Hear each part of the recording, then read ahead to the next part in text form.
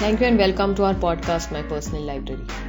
I am Pradnya Talikoti, a filmmaker by profession, and I'm going to read and share my personal thoughts on some of my favorite stories from various books, authors, genres, etc.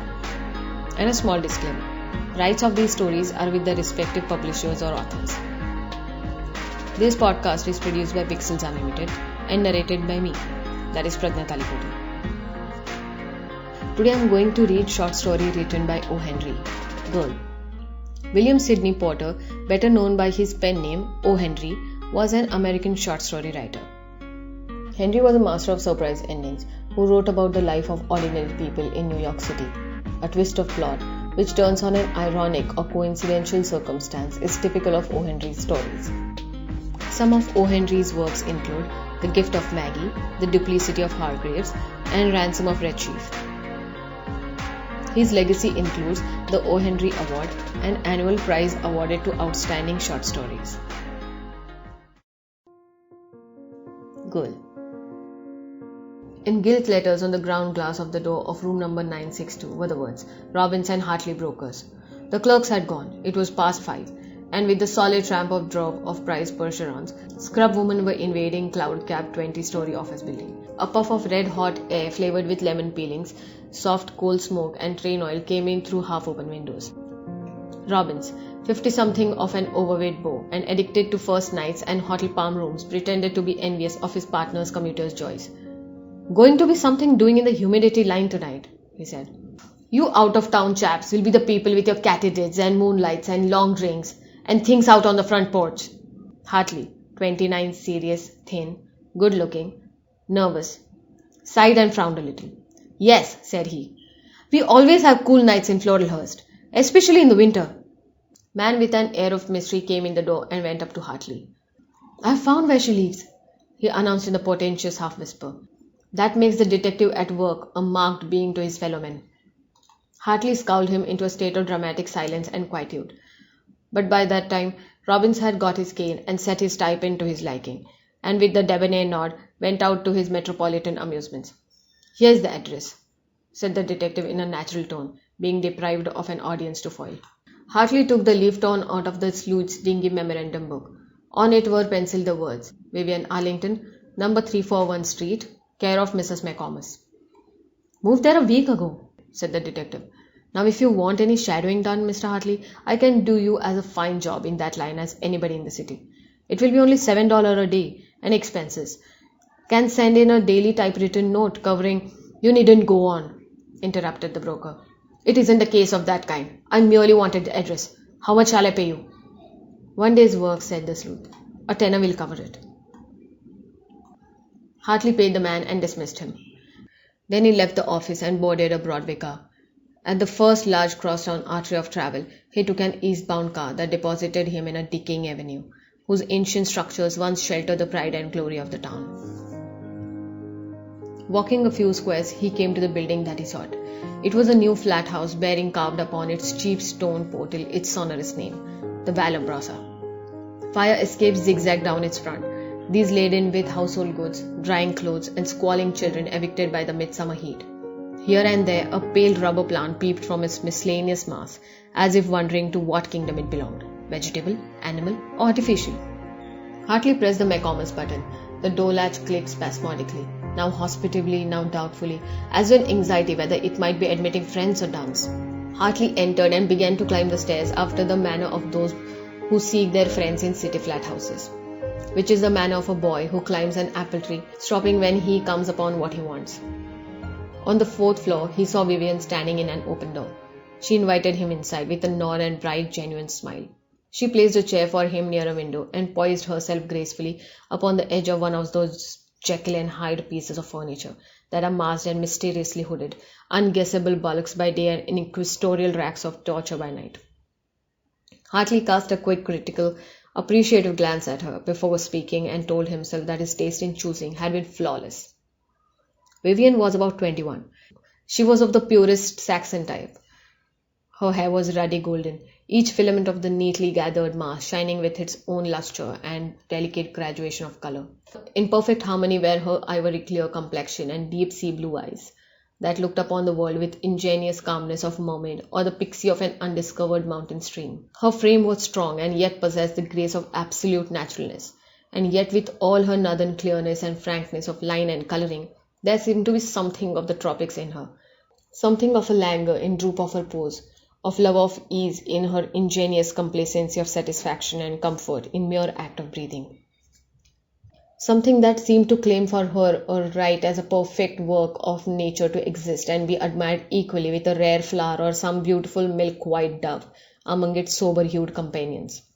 She was dressed in white waist and dark skirt, that discreet masquerade of goose girl and duchess.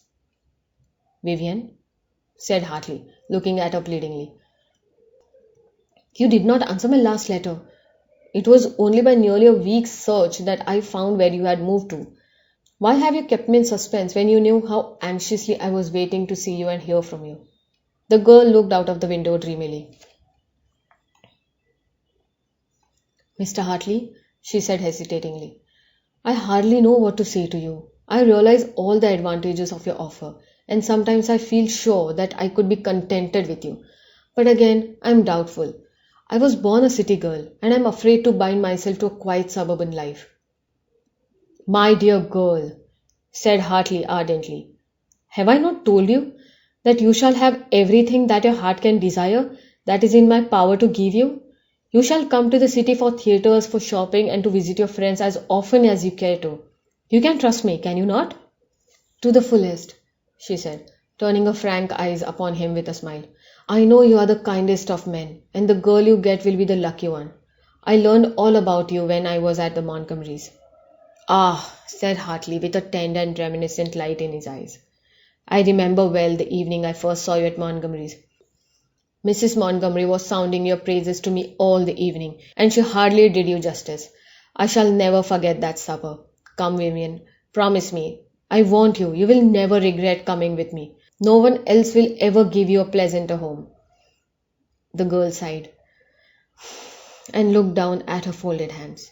A sudden jealous suspicion seized Hartley. "Tell me, Vivian," he asked, regarding her keenly. Is there someone else?" A rosy flush crept slowly over her fair cheeks and neck. "You shouldn't ask that, Mr. Hartley," she said in some confusion. "But I'll tell you. There is one other, but he has no right. I have promised him nothing." "His name?" demanded Hartley sternly. "Townsend." "Rafford Townsend?" exclaimed Hartley, with a grim tightening of his jaw. "How did that man come to know you? After all I have done for him—" "His auto has just stopped below," said Vivian, bending over the window-sill. "He's coming for his answer. Oh, I don't know what to do." The bell in that flat kitchen whirred. Vivian hurried to press the latch button. "Stay here," said Hartley. "I'll meet him in the hall." Townsend. Townsend, looking like a Spanish grandee in his light tweeds, Panama hat, and curling back moustache, came up with stairs 3 at a time. He stopped at sight of Hartley and looked foolish. "Go back," said Hartley, firmly pointing downstairs with his forefingers. "Hello," said Townsend, feigning surprise. "What's up? What are you doing here, old man?" "Go back," repeated Hartley inflexibly. "The law of the jungle. Do you want the pack to tear in pieces? The kill is mine." "I came here to see Plumber about the bathroom connection," said Townsend bravely. "All right," said Hartley. "You shall have that lying plaster to stick upon your treacherous soul. But go back." Townsend went downstairs, leaving a bitter word to be wafted up the draught of the staircase. Hartley went back to his wooing. "Vivian," said he masterfully, "I've got to have you. I'll take no more refusals or dilly-dallying." "When do you want me?" she asked. "Now, as soon as you can get ready." She stood calmly before him and looked him in the eye.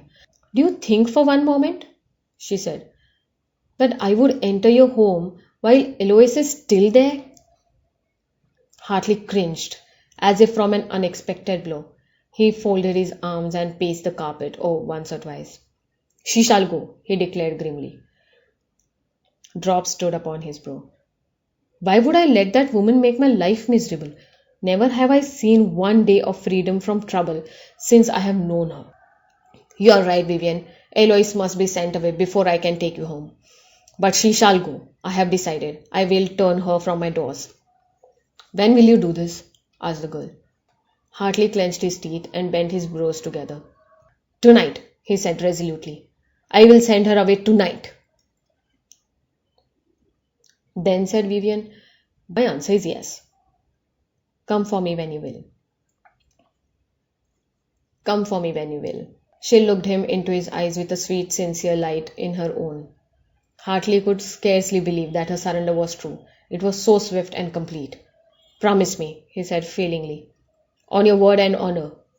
On my word and honor, repeated Vivian softly. At the door he turned and gazed at her happily, but yet as one who scarcely trusts the foundations of his joy. Tomorrow, he said with a forefinger of reminder uplifted.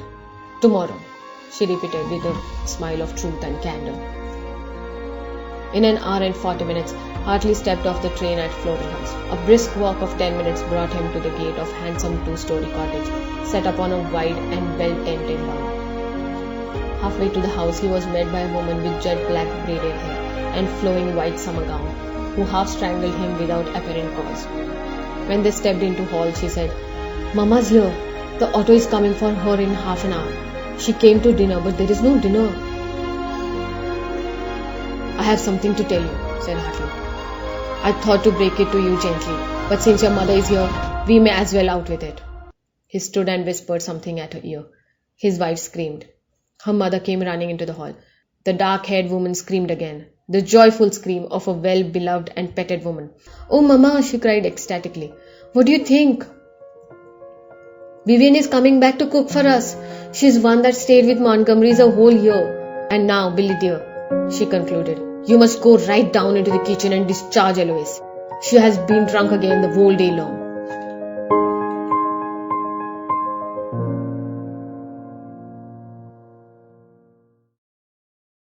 Wow, I did not see that coming. I mean, this story has been mysterious and suspense from start, but ending takes the cake. This story is not just beautifully written, but also reminds me the importance of people like Vivian in our lives. The ones who help us in our chores are so important and yet so undervalued. Hope you like the story written by famous writer O. Henry Gould. I am Prajna Karikoti. You are listening to My Personal Library, the podcast. You can subscribe, rate and review on Podbean, Stitcher, Spotify or wherever you get the podcast. To know more, please follow Pixels Unlimited on Instagram, Facebook and YouTube. Thank you for your time. Keep on listening.